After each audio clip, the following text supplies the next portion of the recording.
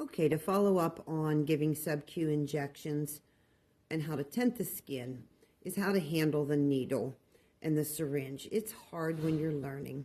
So here's my goat. I like for sub-Q injections, it's hard to see in the video, but there's a bevel on the needle. It's where the opening is. I like to turn that in towards my goat. Reason being is it keeps the medication coming out into the bottom of that tent and spreading out, versus if it's up and you're really close to the upper layer of skin, it can then get not deep enough and cause an abscess.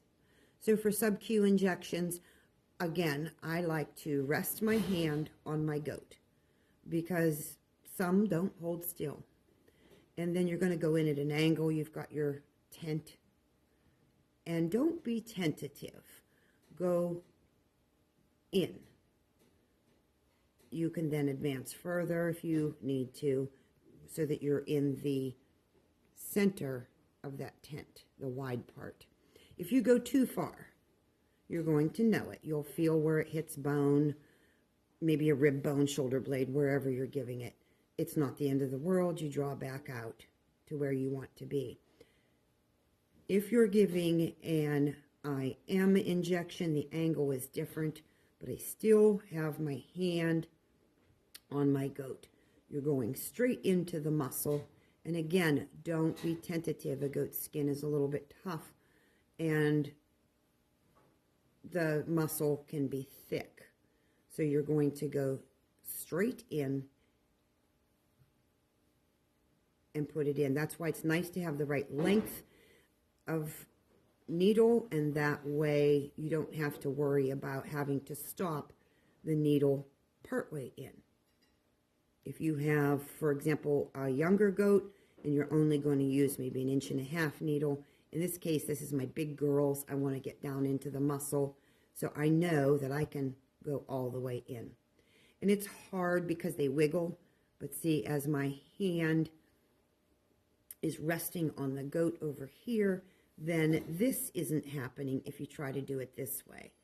Then see what can happen is you're going to get movement. You can break or bend the needle inside the goat. So you've got this in, you've got your hand here, and then what you're going to want to do is with your other hand, pull up on that plunger. It's so important with any of the penicillins, even some of the steroids and other medications. Penicillin is deadly in a vein. If you pull up and see even a dot of blood down in here, do not inject the medication. You're in a vein, and it will kill your goat almost immediately. So as you've got this in here, my banana's not cooperating with me. As you've got this in here, when you go to inject, even if the goat's moving around, use your other hand. There's different ways to hold it. I like to do this, and then I can push down. You can also, what some people will do is this way. Pull up with your fingers and then push down with this part of your hand. When you get good at it and do it one-handed, you're going to go in, and you can actually pull back a little bit like this and then use this hand to push in. But again, then you've lost that contact here. When you pull it out, make sure you set that needle aside somewhere very safe. They will eat it. And then rub really hard the area so that you don't get the large bump. And it helps disperse the medication. Thank you so much.